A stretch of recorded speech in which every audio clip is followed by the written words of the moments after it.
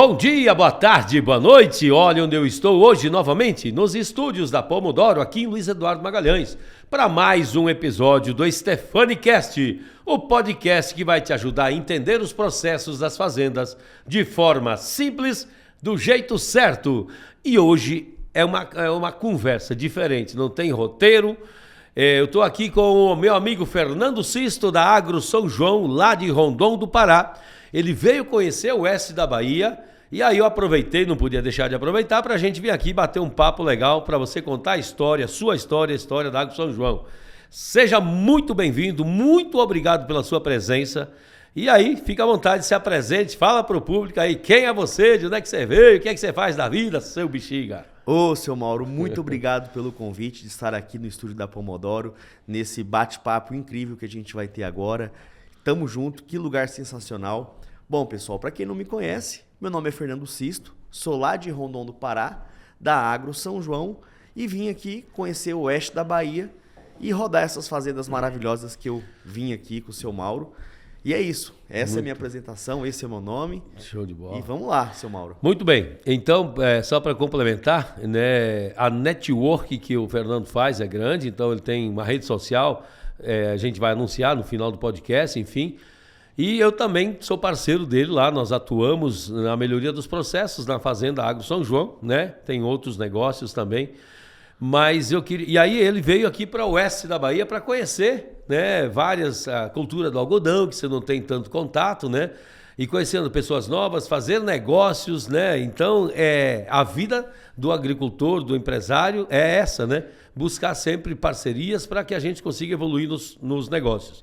Mas eu queria, Fernando, que você contasse lá do início. Qual é a sua origem? De onde você veio? O que você fazia? Se é formado ou não? Conte a sua história pessoal primeiro, por favor. Seu Mauro, com muito prazer. Seu Mauro, eu sou paulista, da cidade de Fernandópolis, nasci lá. Em 94, o meu avô faleceu e o meu avô tinha uma serraria em Rondon do Pará, que se chamava Serraria São João, aonde ele extraía a madeira da fazenda, que hoje é Agro São João, serrava essa madeira em Rondon e mandava para Fernandópolis para fazer as carrocerias Carcisto. Com a morte dele... Carcisto era de vocês, do seu avô? Isso, da minha família, do meu avô. E com a morte do meu avô, ficou essa herança para minha mãe e meu pai, já que eram 4 filhas, as outras filhas ficaram com a herança do estado de São Paulo, que é a indústria lá, e o meu pai e minha mãe ficou com a fazenda e a serraria em Rondon do Pará. Em 94 a gente foi para Rondon com o primeiro intuito de vender tudo, apurar o dinheiro e voltar para o estado de São Paulo, né? E meu pai, como gostava muito de fazenda, chegou no Pará e viu aquela maravilha de terra que tinha e a quantidade de terra, ele falou, opa, peraí que negócio aqui é mais embaixo, deixa eu ver o que dá para fazer aqui. E aí o meu pai ele foi mexendo com a pecuária, até porque a madeira já estava escassa. A gente chegou a tocar, né? A minha mãe chegou a tocar a serraria, o meu pai um pouquinho da extração da madeira com a pecuária junto, né? Acabava de extrair a madeira e fazia pecuária. E na época tinha que fazer isso mesmo, né? Entendi. A nossa área ela foi colonizada primeiro pelo Baixão, depois pela Chapada. Entendi. Né? Qual é a área da sua fazenda? Na época era a mesma área de hoje ou não? É a mesma área de hoje. Tá. A mesma área de hoje. Mais ou menos próximo de 1.000 alqueires de terra, que daria 4.800 hectares de terra. Entendi. Seria toda a área, né? Agricultura e pecuária, a parte de reserva. De reserva, tá. Isso. Então, em 94 foi que você se mudou para Rondon. Eu tinha 6 anos de idade. Tá. Aí foram tocando, então, a serraria, né? E já começando com gado, é isso? Exatamente. Tá. E aí, na sequência? E aí, na sequência, eu fui crescendo ali, naquela região, até o ano de 2002, que eu fui estudar, né? Chegou uma hora que não tinha estudo, né? Ali na região. E aí, me levaram para estudar em Fernandópolis, fazer o colegial. Né? Voltei para lá fazer o colegial. Com quantos anos tu tinha? Acho que eu tinha uns 16, 15 anos. Fazer hoje o tal do ensino médio. Ensino médio, tá. Isso, né? Foi um baque na época, né? Porque O ensino era muito ruim, quase repeti de ano. Deus do livro guarda. O ensino era ruim, né? Você Você era excelente aluno. Eu era. Eu era aluno nota 10 aqui. Quando eu fui para lá, eu virei aluno nota 3. Mas depois deu certo, consegui acompanhar. E até a faculdade, né? E aí, quando chegou na faculdade, o meu pai falou: olha, você tem que fazer veterinária, né? E não tinha opção. Não tinha opção, né? Minha mãe, não, vê o que você quer e tal. Na época, eu não tinha maturidade para saber o que eu queria, né? Então, eu fui nessa linha da veterinária mesmo. Estudei veterinária em Fernandópolis, depois do colegial. E no meio do caminho eu percebi, rapaz, esse negócio de veterinário não é pra mim, não. Só que eu só fui perceber isso do meio pro final do curso, né? Entendi. Falei, cara, que coisa, né? Escolhi uma faculdade que não é o Escolhi, não, foi obrigado a fazer, né? De uma certa forma, fui influenciado, isso. né? Fui influenciado a fazer e eu percebi que não era isso que eu queria. Mas o interessante de tudo isso, seu Mauro, eu vi uma vez uma palestra do Steve Jobs falando sobre a conexão dos caminhos, né? Que a gente só entende o porquê de algo olhando para trás. Quando você olha o presente e muito menos olhar o futuro, você não consegue se conectar, o motivo de ter feito aquilo ali. Eu acho que tem uma explicação lógica, que eu já vou chegar nesse assunto, que nesse meio termo da faculdade, que eu percebi que não era isso que eu queria, quando eu me formei, eu fui em 2012, no final de 2011, início de 2012, eu fui para o Pará trabalhar com meu pai, né? E meu pai falava assim, meu filho é veterinário. Oh, meu filho é veterinário. Doutor, quase doutor. Vai fazer toque nas vacas aqui, vai fazer discórnia, vai tratar do gado, tratar dos cavalos. Chegou lá, não sabia de porra nenhuma, seu Mauro. Moço! Porra nenhuma. É mesmo, velho? E aí eu dava toque, tava tudo errado, eu não sabia fazer as coisas, meu pai percebeu. O vaqueiro tinha que te ensinar, né? Eu tinha que me ensinar. E só que eu fazia aquilo ali para agradar meu pai, óbvio, né? Para mostrar que eu sabia alguma coisa, mas de fato eu estava muito insatisfeito com aquilo ali. Né? Sim. E meu pai percebeu, né? Aquilo ali, enfim. E ele, rapaz, negócio aqui, falei, pois é, pai, mas é isso, né? Não tem, né? Não... E assim, é claro que a relação, né, era um outro problema, porque o meu pai ele tinha uma metodologia de trabalhar na fazenda de uma forma mais impulsiva, né? Vamos fazer o que dá na cabeça aqui, vamos fazendo. Não existia um planejamento, não existia nada, né? Eu entendo, porque isso era a cultura da região. E da época. Na época. E eu queria implementar novidades de gestão na fazenda, porque sobre gestão eu já gostava esse assunto. Por mais que eu não sou um exímio gestor, mas eu gostava sobre o assunto de gestão, de tecnologia, de finanças. São assuntos que eu gosto, mesmo que eu não tenha um alto domínio, mas são coisas que eu gosto. E claro que meu pai não deixou eu implementar isso na fazenda. Sim. Foi o primeiro choque. Quando eu falei, rapaz, eu vou me embora daqui. Cheguei a ir para São Paulo, ficar uns dias lá. Acabou que meu pai falou assim, Fernando, vamos fazer o seguinte, já que você quer ir embora para São Paulo, eu cheguei aí ficar uns meses lá, volta para cá, vamos mexer com a agricultura junto. Eu falei, como é que é esse negócio? E não, o que der de lucro na agricultura, metade é seu e metade é meu. Falei, opa, o negócio melhorou, rapaz. Porque quando tu estava ali, que tu chegou de volta aí para trabalhar de veterinário, teoricamente você não tinha uma renda ainda definida. Não tinha renda, ele não me dava dinheiro, né? Porque ele falava que era meu.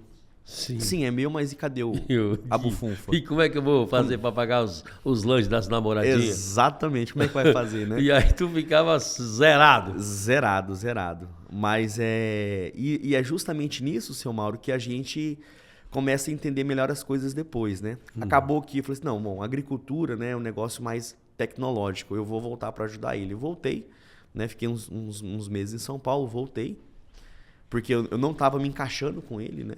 E voltei para mexer com agricultura. A gente fez 1 ano de roça junto. Tu ficou quanto tempo lá em São Paulo, de volta? Eu fiquei uns 2 meses lá. Só? Fiquei pouco tempo, porque eu estava arrumando um trabalho para mim lá. Entendi. Meu pai falou, não, volta aqui, vamos dar um jeito aqui. Tá. E aí... Mexer com a agricultura. Mexer com a agricultura, né? E eu comecei a ver o negócio, né? Ajudar ele, né? Claro que, né? Naquilo que eu pensava, não, você vai gradear, você vai trazer óleo diesel. O que dá para você fazer aqui, você vai fazer, né? Claro que eu não sabia gradear, mas eu tentei fazer algumas coisas com ele lá. Sim. ajudei no que eu pude, né? Porque vocês estavam abrindo área. Mecanizando a área, né? Catando raiz, tirando toco. Sim. Enfim, deixando a área pronta para plantar. Porque era a área do gado já. Área do gado, área de pastagem degradada. Certo. No Pará, seu Mauro, as áreas de pastagem antigamente, o toco da floresta ficava. Então a gente tinha que arrancar os tocos e mecanizar, porque as terras nunca foram mecanizadas. Entendi. Né? Mecanizamos essas terras, né? Meu pai fez um pacote com uma empresa na época, que até hoje é parceira nossa. Só que aí é o seguinte, mais uma vez, do jeito dele, né? Então, o primeiro ano que eu falei assim, agora vamos ganhar o dinheiro, né? Tava com essa expectativa, pode colher 55, 60 sacos, vai sobrar tanto. Nossa, vai me botar isso de renda, que legal, vai ser bom. Resumindo, colhíamos 40 sacos por hectare, só deu para pagar as contas e não sobrou nada, né? Aí eu já fiquei frustrado, né? Porque eu volto a falar, queria ter um dinheiro para mim, Sim. né? E não tivemos. Nesse meio do caminho, eu já estava, né? Isso passou um ano com ele mexendo, né? Eu já tinha encontrado uma moça, né, na cidade, que por incrível que pareça é minha esposa hoje, e o pai dela era agricultor, né? E vamos pro segundo ano, vamos tentar o segundo ano de roça, né? Esse ano não deu bom, né? E meu pai pegando dicas com agricultores da região, inclusive meu sogro e outros agricultores também.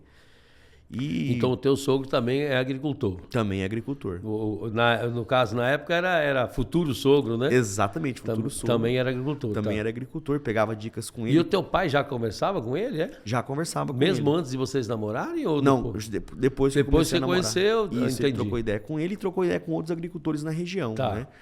Só que... aí a gente resolveu plantar o segundo ano.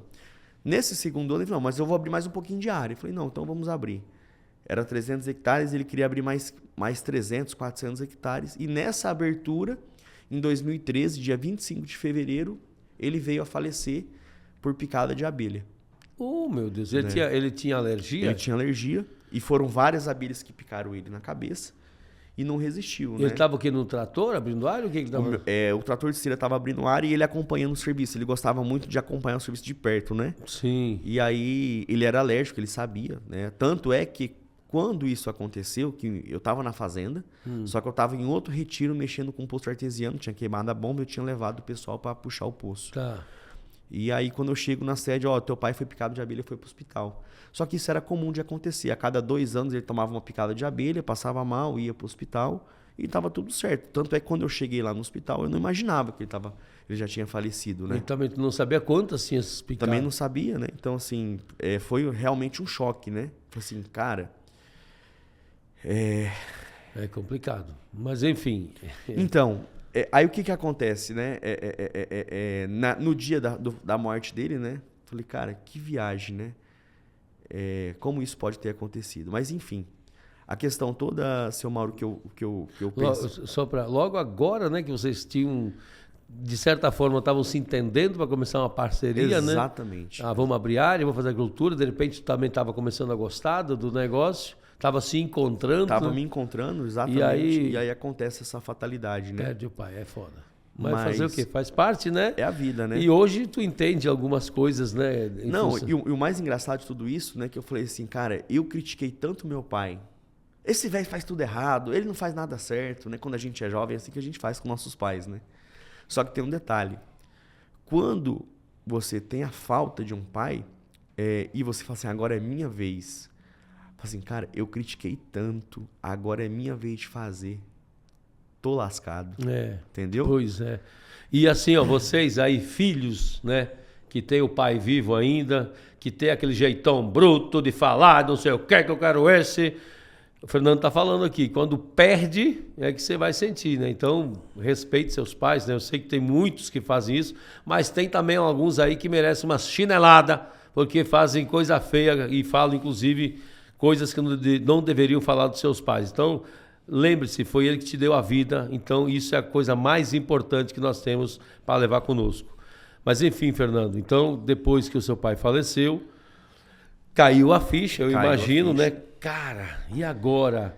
Arrendo, faço o quê? Eu não tenho experiência, mas me coloco no seu lugar, eu não sei o que eu tinha feito, não.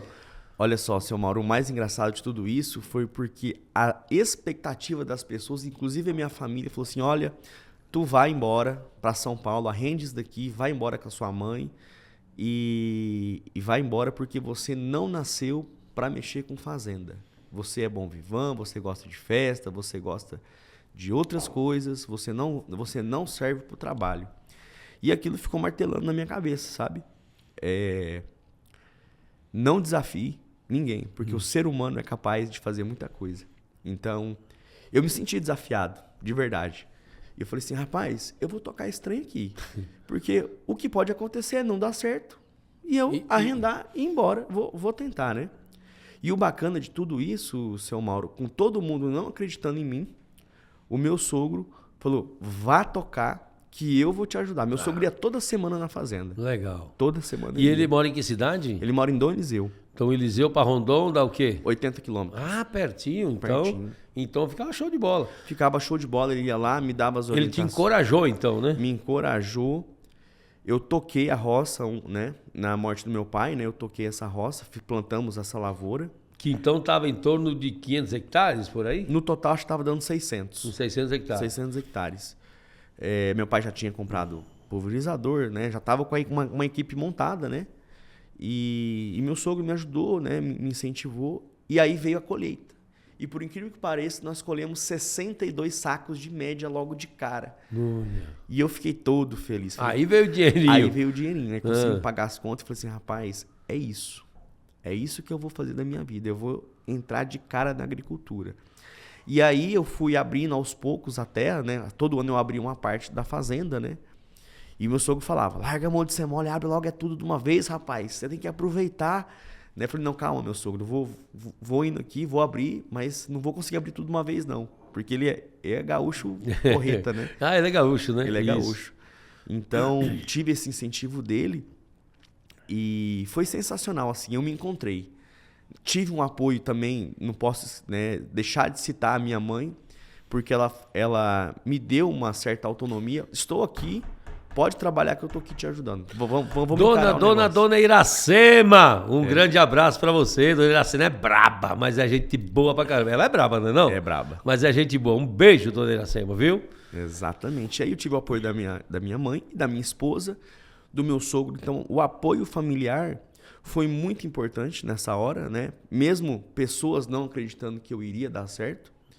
Então, foi algo que me deixou muito feliz. E, claro, né? Mal eu sabia os desafios que eu ia encontrar nessa jornada, né? Exato. Mas eu vou falar uma coisa para você, seu Mauro. Infelizmente, a morte do meu pai me fez crescer. Se meu pai não tivesse morrido, seu Mauro, talvez eu não teria os aprendizados que eu tenho hoje. Com certeza. E qual que é a grande lição que eu tiro de tudo isso, né? Você que é pai, você que tem um filho, cara, se joga ele pro mundo, porque é o mundo que transforma as pessoas. E de fato, são as dificuldades que fazem uma pessoa se tornar melhor. Um pai eu sei que o pai ele quer proteger, né, o filho, mas hoje eu entendo que o mundo é o melhor lugar para se criar um filho. Exato. Não é debaixo das asas do pai, porque é no mundo que a gente aprende a vencer e ser uma pessoa melhor. Com certeza, né? a gente se reinventa, né? Você se reinventa. Todas as coisas mais tecnológicas foram criadas em momentos de dificuldade. A moto foi criada no momento que precisava de alguma coisa com rodas, né? Então, tudo, a tecnologia, a evolução, a internet, tudo surgiu nos momentos da dificuldade. Portanto, é óbvio que a gente também vai crescer, porque assim, ó, muitas vezes, e eu também já passei por isso, quem conhece a minha história sabe, inclusive você sabe, moço, chegou um momento que chegou lá no fundo do poço, caraca, não tem mais como ir para baixo. Não aí tem. tu é pedra, bora, então agora bora. vamos impulsionar e vou subir. Vou subir. Né? Então é assim Exatamente que isso. acontece. E eu acho que o fato de você ser desacreditado naquela época foi o fator mais motivante que você teve, né? Para você mostrar. Eu vou mostrar para esse bando de filho do canso aí que eu sou bom, que eu consigo fazer né? Porque você me falou já essa história no particular uma vez, que nem o teu pai acreditava muito em você. Não. Né? Então, e inclusive ele falava, não, isso aqui não tem condições não, né? Então eu acredito que isso tudo foi, eu vou mostrar para esse bando de filho do câncer, eu vou conseguir. E hoje, então, tu está aqui justamente para contar uma história, né? Que agora começa a história, vamos falar da nova era da Agro São João sobre sua gestão, né? Exatamente. De 2014 para 24, então uns 10, 11 anos, não é 10, isso? 11 anos. E o interessante dessa jornada, porque eu tive etapas, né? Então, eu tive a etapa de eu ser, assim, eu ser o faz-tudo da fazenda junto com os funcionários, né? Então, Lembra quantos tinha lá no início? Tinha 7. 7 funcionários. 7 funcionários. E o interessante é que a maioria não era registrado, né? Tudo largado, né? Dormia na rede. Dormia na rede. E assim, eu comecei, né? Na hora que eu assumi, eu comecei do mesmo jeito do meu pai, porque eu não sabia o que fazer, né? Então eu comecei da mesma toada que ele, sem um planejamento. Por mais que eu sabia que tinha que fazer, mas na hora que você vai pro jogo, você fala, eita, né? Não é tão fácil. Não é tão fácil assim. E aí eu ainda fiquei com a equipe dele por 2 anos, né? Depois da morte dele. E eu falei assim, não vai mais. Não vai mais. E aí foi aonde eu zerei. Mandei todo mundo embora e contratei tudo de novo. Em 2015 para 16. 2015 para 16. E aí, de fato, veio uma outra leva de pessoas que, de fato, me ajudaram. E sou grato a elas que me ajudaram a levar até um certo ponto a Agro São João. Sim. Só que... Você passou, vamos supor assim, chegou em 2015, você... Não, agora eu venci essa fase, vou passar de fase. Vou passar de fase. E depois tu já passou em outra fase e assim vai indo, né? Assim vai indo. Mas aí o que acontece? Eu contratei pessoas um pouco mais técnicas para me ajudar e eu queria ser o diretor da Agro São João. Então eu contratei essas pessoas para terminar de ajudar a abrir essas terras e melhorar a minha produção e tentar organizar melhor a fazenda.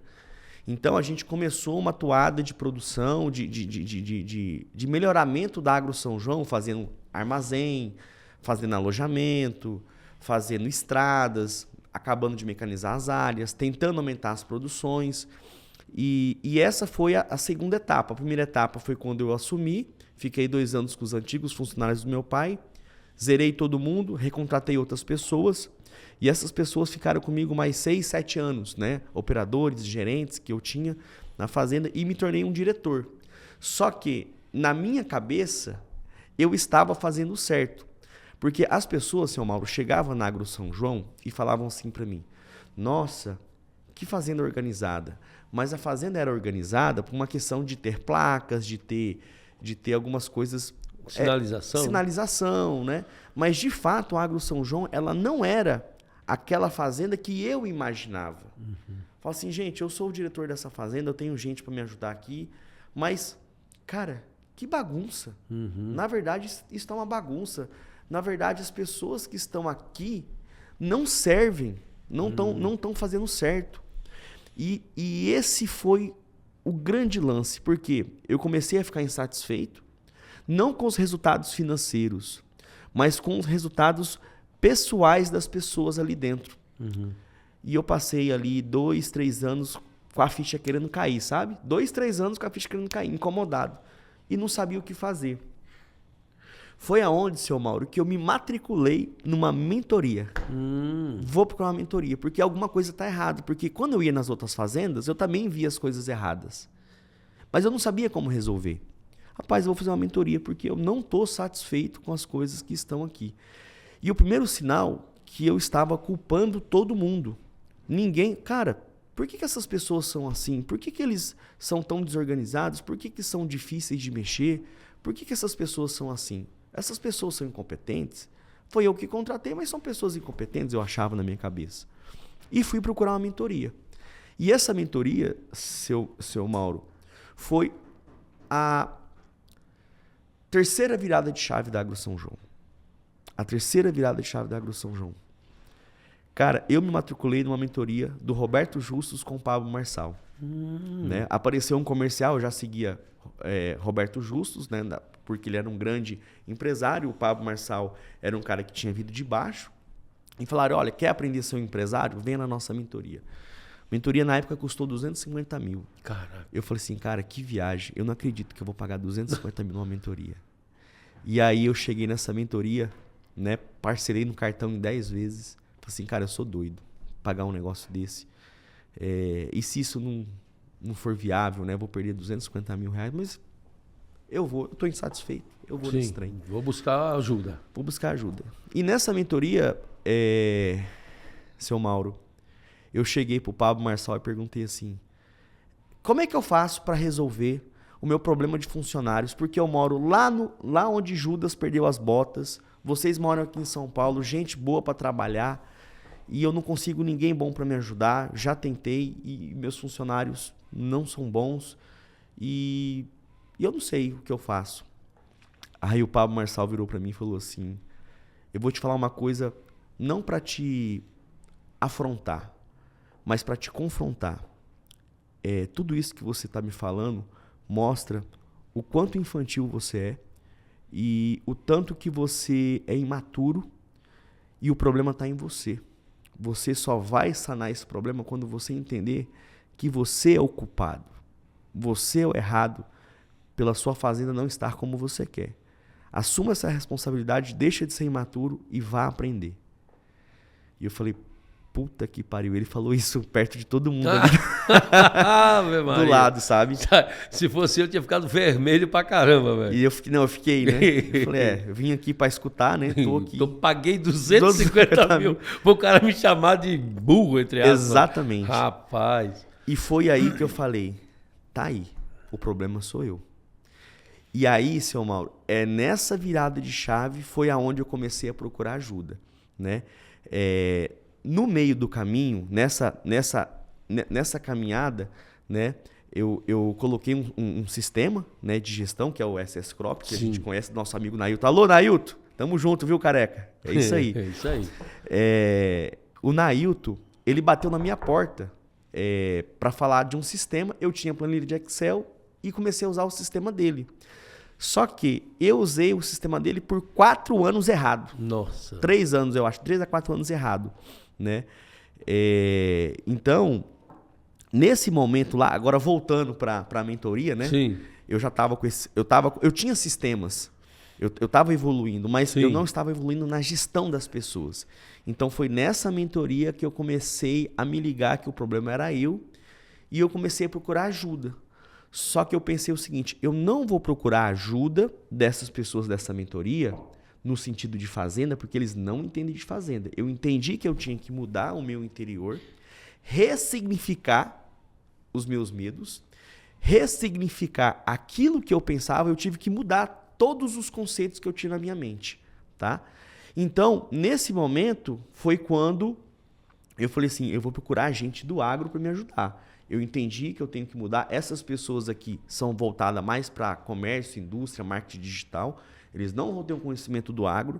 Foi aonde eu conversei com o Nailton, certo? O Nailton falou assim, cara, eu sei quem pode te ajudar. Foi aonde veio a Viés na parte de finanças. Sim. E a Viés trouxe o seu Mauro. Uhum. Então, seu Mauro, a partir daí eu falei, a partir de hoje, e depois também veio a Pasture, né? Me cerquei de gente boa, porque o que eu entendi? Eu entendi que eu não era obrigado a saber de tudo. Eu entendi que as coisas que eu fazia na fazenda vinham da minha cabeça. E igual ao seu pai. Igual ao meu pai, né? Desde quando que as coisas da minha cabeça é o certo de fazer, né? Então, nesse modelo de negócio, eu conheci vocês e, de fato, seu Mauro, essas consultorias, principalmente você, tem mudado a vida da Agro São João para melhor. Que bom. Então, eu sou muito grato a você por tudo aquilo que você tem feito dentro da Agro São João. Tamo junto, viu? Velho, aí ficou Tamo difícil, junto, viu? Que bom, fico muito feliz, Fernando, de verdade, viu? Eu falo para todo mundo que quando eu pego 1.250 quilômetros para ir para Rondão do Pará e deixar minha família... É porque tem um propósito, não é isso? É isso aí. E vamos construir junto esse propósito. Porque você sabe o que acontece, seu Mauro? Olha que coisa interessante. Isso aí é tão legal, porque no meio do caminho, que a gente estava junto lá, colocando os processos, fazendo as coisas acontecer. Você lembra? Fernando, isso daqui tá errado. Mas como, seu Mauro, que isso tá errado?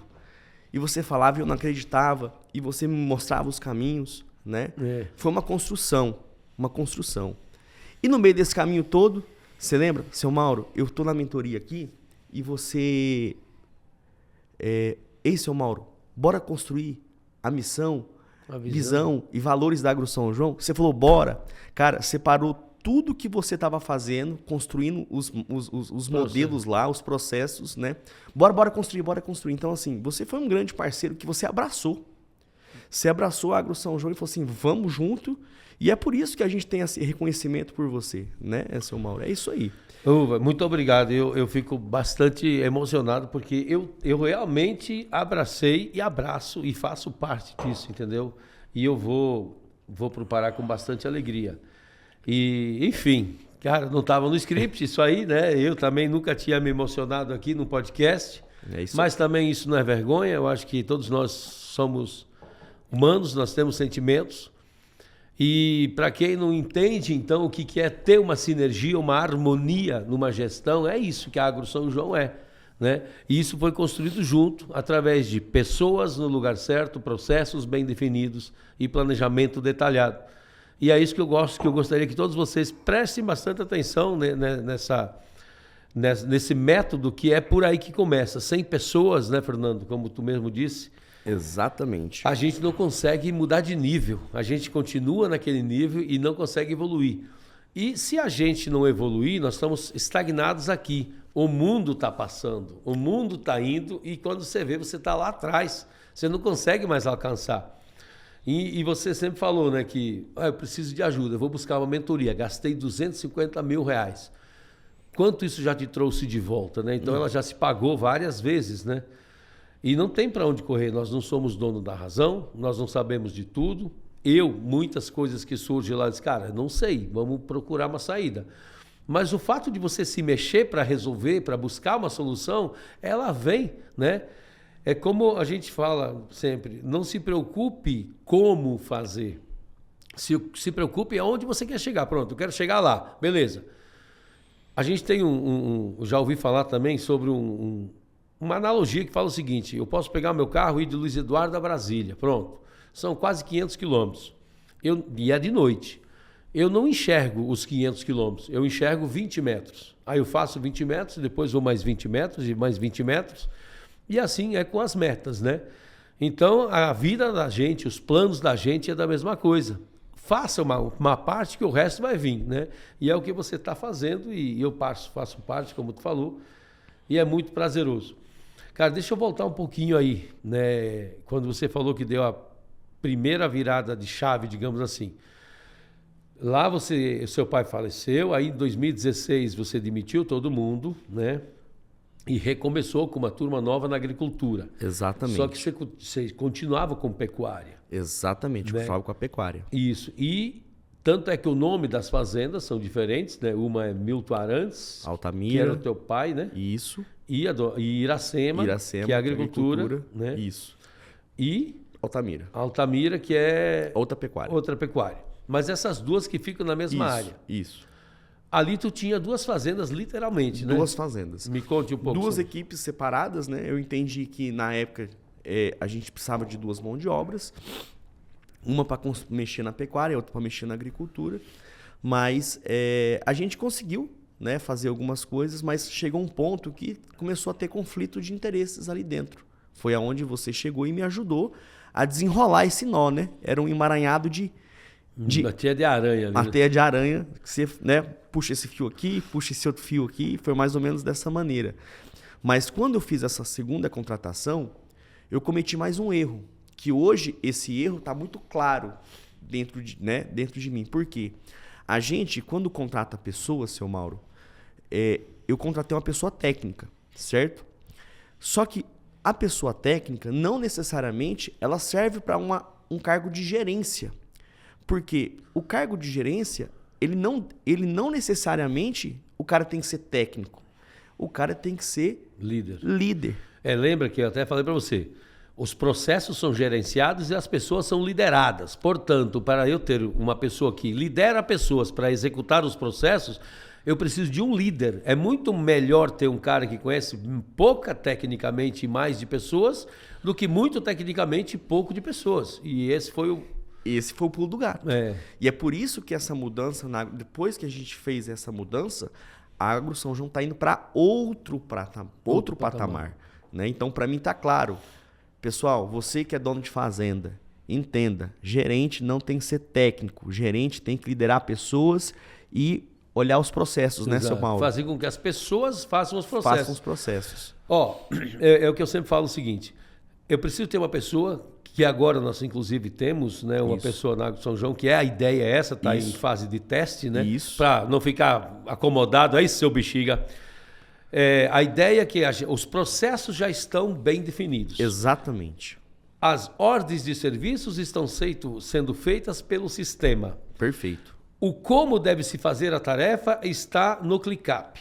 Exato. Portanto, está tudo definido. Agora alguém só precisa, aí sim, gerenciar os processos, né? Verificar se eles estão sendo feitos e influenciar pessoas para fazer cada vez melhor. Né? Perfeitamente. E, Fernando, nós vamos falar mais para frente também sobre nossa missão, visão e tudo mais. Esse outro patamar que você está chegando mas você tem um outro para chegar até 2028, né? Perfeito. Lembrando que você, como tu estava meio como diretor, né? Então, quando a gente fez umas mudanças lá de gerência, você inclusive teve que voltar, descer uns 2, 3 degraus, porque o que acontecia com você? E aí você me corrige se eu estou errado. Você não sabia como é que funcionava lá embaixo. Não sabia. Porque a sua visão era até aqui, nessa pessoa técnica que conhecia daqui para baixo. Exatamente. Então, tudo que vinha daqui era a verdade absoluta. Isso. E aí, a ideia foi, eu disse, cara, você vai ter que entender como é que funciona aqui embaixo, até para depois você poder saber liderar o líder daquela galera. Perfeitamente. E aí, vai fazer um ano agora, em abril, né, que você desceu 2 degraus. Gerente. Isso, então, além de diretor, é claro, hoje você está como gerente operacional. Só para deixar claro aqui, moçada, o seu Mauro mexeu no meu organograma, me tirou de gerente, me tirou de diretor, me colocou para gerente e não aumentou o meu salário. Viu, seu bexiga? Me deu 2 serviços e não aumentou o meu salário. Eita, bexiga, agora você está com dupla função e o salário é o mesmo. E o salário é o mesmo. Mas é isso mesmo, é para aprender. É para aprender. Aí os funcionários que estão em teste, tá vendo? Ele também está testando, ele testou, tá indo bem. Eu acho que ele vai voltar a ser diretor. Mas, enfim, então, essa experiência de você realmente vir aqui para o chão de fábrica, vamos falar assim, quais foram os aprendizados que você teve? Então, seu Mauro, a observação, né? Eu não era um cara observador.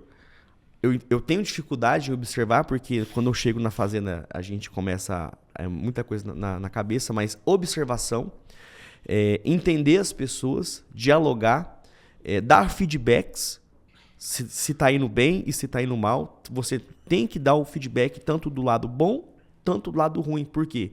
O que as pessoas precisam, seu Mauro? As pessoas precisam de direcionamento. Isso aí. E isso é um papel de um gerente. Direcionar as pessoas. Então, prestar mais atenção nas coisas, entender cada detalhe. E eu acho que essa é a grande sacada, sabe? Então, agora, daqui a pouco, se tudo der certo e vai dar, você volta para cá, então alguém assume essa situação aqui. Exatamente. E você vai saber. Porque aí tu vai conseguir analisar mais, você vai ser um auditor, digamos assim. Perfeito. E nas situações que você percebe, cara, isso aqui não estou satisfeito com isso. Mas também hoje você sabe falar com as pessoas, não que você não sabia, né?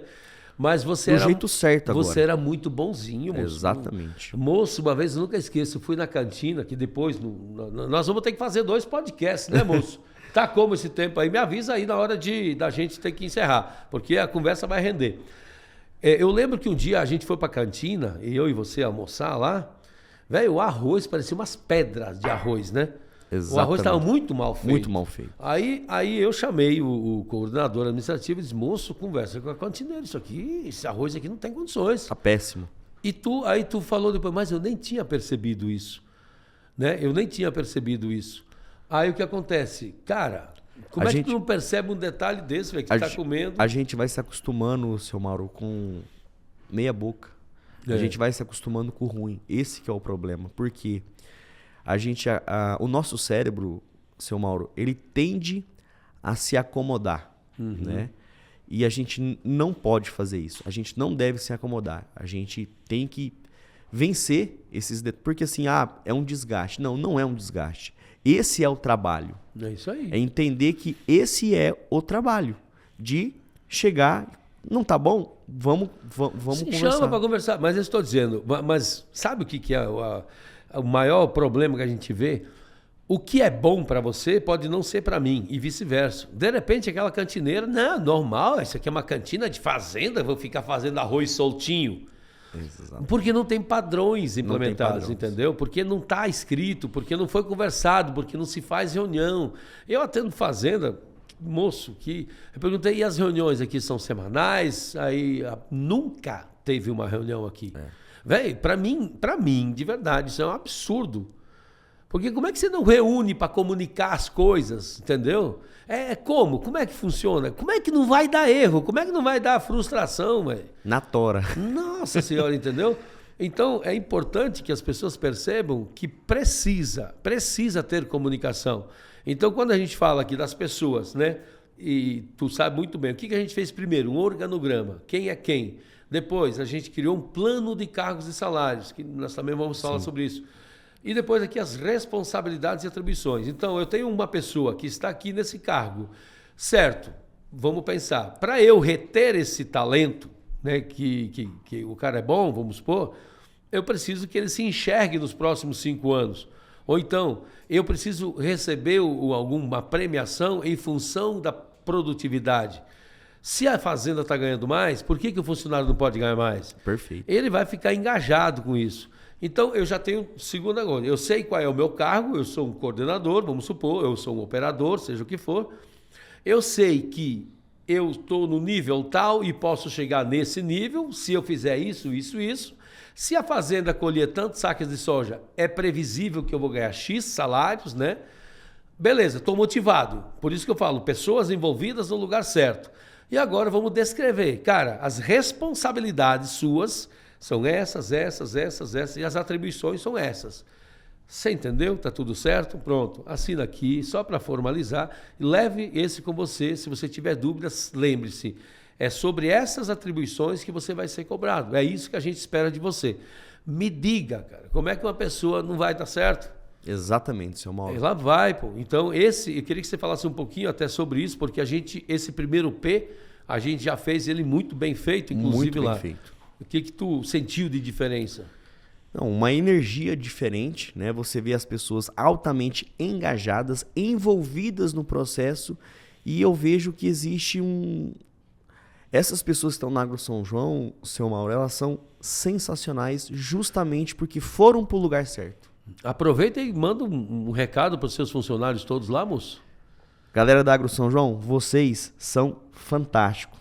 Tamo junto e vocês vão ajudar. Vocês vão ser os atores principais de transformarem o nosso projeto, que a gente já vai falar, os 10 em 4, vocês vão fazer parte. São os protagonistas dessa história. Muito bem. E o mais interessante disso o pessoal fala que meritocracia não existe. Olha que coisa interessante. Os meus coordenadores, todos vieram de baixo. Alguns eram catador de raiz, outros eram mexer com cavalo, com boi, outros era da limpeza e se tornaram coordenadores. Sabe por quê, seu Mauro? Porque eles têm uma característica que é essencial, que é a proatividade e a vontade de aprender. E a humildade. Que não deixa de ser a vontade de aprender. Porque para você aprender, você tem que ser humilde. Isso mesmo. Ninguém quer aprender se não for humilde. Porque quando a pessoa é pai de Deus... Exato. Não tem... Ei, essa frase é minha. É sua, né? Que tem alguns aí que se acham o pai de Deus, né? Que sabe mais do que Deus. Nunca vi um negócio desse. Exatamente. E outros que nascem no dia que a humildade estava de férias, né? Exatamente. Porque é ruim demais. Então, para você ter sucesso, não adianta. A humildade é a maior grandeza do ser humano, é o que eu sempre falo. Se você quiser crescer na vida, vista-se de humildade. Não adianta. Não adianta. Não adianta. Bota o sapato da humildade, que se você empinar o nariz e achar que sabe tudo, o mundo te dá tombo, cara. E até você aprender que tem que ser humilde para você crescer, é muito trabalhoso. Você vai se judiar demais. Exatamente. E assim, ó, e um exercício que eu tento fazer, só pra gente ter esse raciocínio, eu quero estar nas rodas onde eu seja burro. É isso aí. Eu não quero ser o melhor da minha turma. E até nisso, sabe, seu Mauro, eu comecei também a mudar as pessoas com quem eu me relaciono. Perfeito. Então, o que eu vejo? Eu respeito as pessoas que eu tinha uma certa afinidade no passado, né? Oi, tudo bem, bacana, mas para mim poder ir para outro nível, eu tenho que me relacionar com outras pessoas. E eu sinto muito, porque é uma decisão que eu quero tomar na minha vida. E tá tudo certo quem não quer. Sim. Tá tudo bacana, mas eu quero ir para outros lugares. Eu quero ter outros conhecimentos. Pois a frase todo mundo conhece, você é a média das 5 pessoas que você mais convive. Pronto, se você é o mais esperto da turma que você mais convive, chegou a hora de você mudar de nível. Você não pode ficar aqui. Porque você não está aprendendo nada novo, você só está ensinando para as pessoas. Exato. Não que isso não é legal, é bom também. Só que você não vai evoluir. Então, como você falou, deixa eu ir aonde eu sou mais burrinho aqui, que eu vou ter um monte de gente com mais sabedoria e é onde eu vou começar a me nivelar com eles. Então, eu pulei de nível. E isso vale na vida pessoal da gente, na vida profissional. Justamente. Né? Então, a evolução faz parte. E a gente, às vezes, tem que deixar para trás algumas pessoas que nos fizeram mal, na verdade. Ao invés de a gente achava que eram amigos, né? E que às vezes não eram, só te puxava para baixo, te amedrontavam, enfim. Então faz parte. Mas beleza, vamos indo para os nossos finalmente deste episódio, porque a gente vai dar continuidade, essa aqui é a parte 1. E eu sempre peço para o convidado, né, que fale, se puder, compartilhe algum fato inédito, alguma coisa que marcou a sua vida, que não precisa, pode ser engraçado, pode ser emocionante, pode ser algo que você possa compartilhar e que você acha que a galera vai gostar de saber. Fica à vontade aí. Seu Mauro, uma coisa engraçada, né, inusitada, que eu gosto de lembrar, né? O meu sogro, quando estava indo lá na fazenda me orientar nos primeiros passos ali, ele chegou lá um dia, a gente estava carregando soja e ele chegou e viu um pouco de soja no caminho. O caminhão deixou um pouco vazar. Uhum. Então ele viu vários grãozinhos de soja espalhados pela estrada. E eu tô na caminhonete, dirigindo aqui, aí ele me dá luz alta, abaixa o vidro. Ei, guri! Que é isso que tá acontecendo aqui? Falei, o que tá acontecendo? Olha, guri, eu vou te falar uma coisa. Se tu não gosta de dinheiro, põe no meu bolso que eu gosto de dinheiro. Mas o que eu fiz, seu Tarcísio, que tô perdendo dinheiro? Olha, guri, vou te falar uma coisa. Desse jeito tu vai quebrar. Nossa. Mas como, homem? Que isso? Olha pro chão. Olha pro chão, esse tanto de soja no chão, homem. Que é isso? Um saco de soja tem 1000 grãos de soja. Se você ficar deixando escapar essa soja, você vai perder dinheiro. Se tu não gosta, põe no meu bolso. Então ficou marcado naquilo ali pra mim, porque a gente às vezes fala assim, é só um grão de soja. Ah, não, isso daqui é só uma continha a mais que eu vou pagar aqui, é só um jurinho a mais. Então, foi um aprendizado. Foi um grande aprendizado, porque as torneiras são... A torneira que entra, ela é uma boca grande, que é a colheitadeira de soja. Sim. Ela despeja. Mas as torneirinhas... os ralinhos. Os ralinhos vão-se embora muito dinheiro. Exato. Então a gente precisa ter atenção e ter... Não é porque é um grão de soja, é porque deu trabalho para produzir aquilo ali. Claro. Conta a história do grão de soja para você ver, de um grão de arroz, de qualquer grão. Qual é a história que ele percorreu para chegar agora que ele está pronto jogar fora? Não faz sentido, né? Exatamente. Eu concordo plenamente. Tarcísio, Dio Santo, eu concordo contigo. Mas ele tá certo, pô. E é o que o Lean prega, né? É redução dos desperdícios. Exatamente. E desperdícios que muitas vezes a gente não enxerga. A gente vê, mas não enxerga, que é uma das ferramentas do Lean, que é aprender a enxergar. Assim como soja, você tem muitas pessoas que ficam paradas, que estão lá sem fazer nada, e não é culpa delas, é porque os procedimentos não estão bem definidos. É isso então aí. o Lean vem justamente para fazer isso, produzir mais com menos, com menos recursos possíveis. Mas muito bem, vamos encerrar essa primeira parte. Daqui a pouco a gente vai para a próxima parte. Vocês não podem perder o próximo episódio. E também quero lembrar vocês, olha o canal no YouTube, tem no Spotify também, né? Stephanie Lean. Lá nós temos o Stephanie Cast.